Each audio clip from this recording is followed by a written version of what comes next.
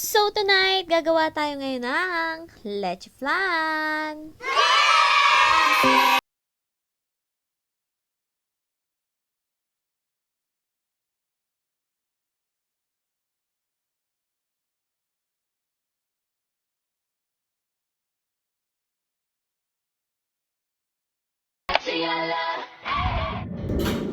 Ang ingredients po ng ating leche flan ay itong nakikita niyo sa screen ngayon.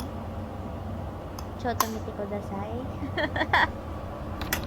So first step, separate the egg yolk from the egg white.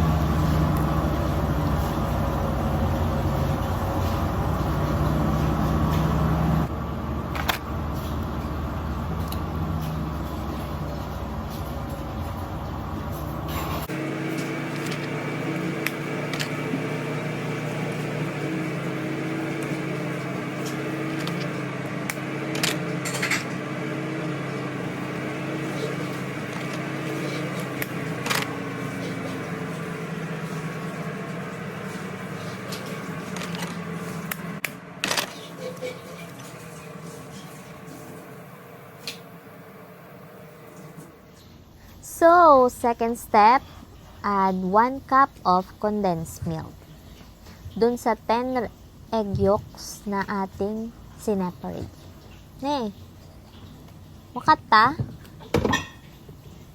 Suino, step 1, add 1 cup of evaporated milk o the full creamed milk.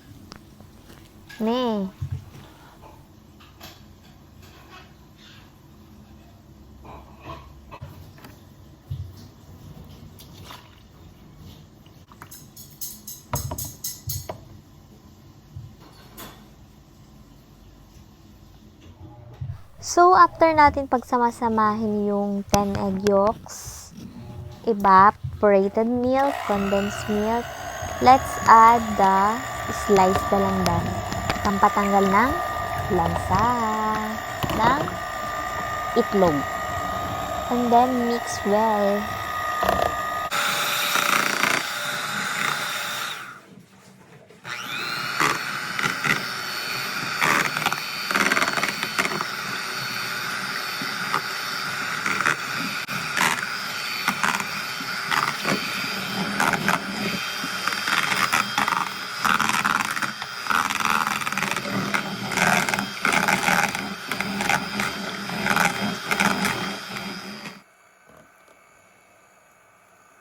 Well done mixing.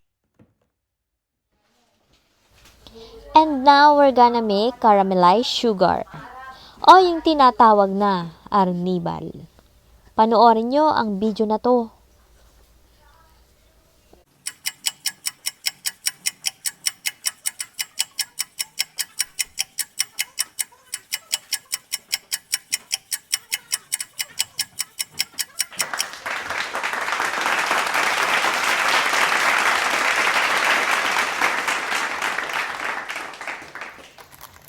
So, 1 tray of egg which contains 10 pieces equivalent to 5 cups of aluminum foil for leche.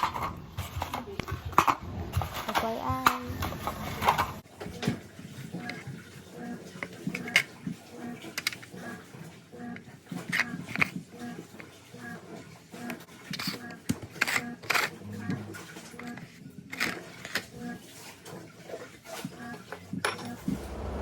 So, yung nakikita nyo sa screen ngayon, yan yung dinivide ko na caramelized sugar.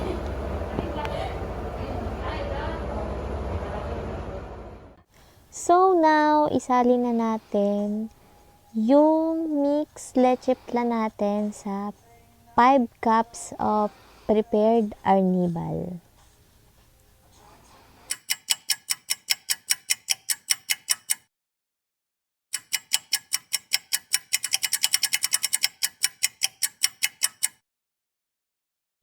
So, before natin i-wrap ng aluminum foil yung ating leche flan,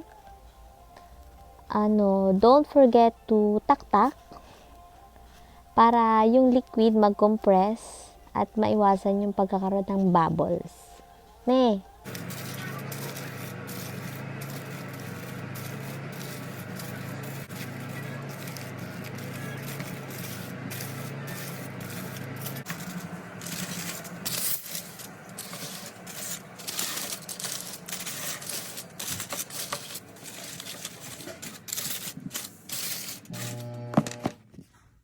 all wrap. And now finally, ilagay na natin siya sa steamer at nang maisalang na natin siya with a medium heat of fire. Don't forget, para hindi siya ma-overcook. Isa lang natin siya for 45 minutes. So, pwede rin natin siyang i-check kung luto na ba or hindi, depende sa naging apoy nyo. By toothpick or tinidor. Pag wala nang sumasabit, ibig sabihin, luto na. FYI.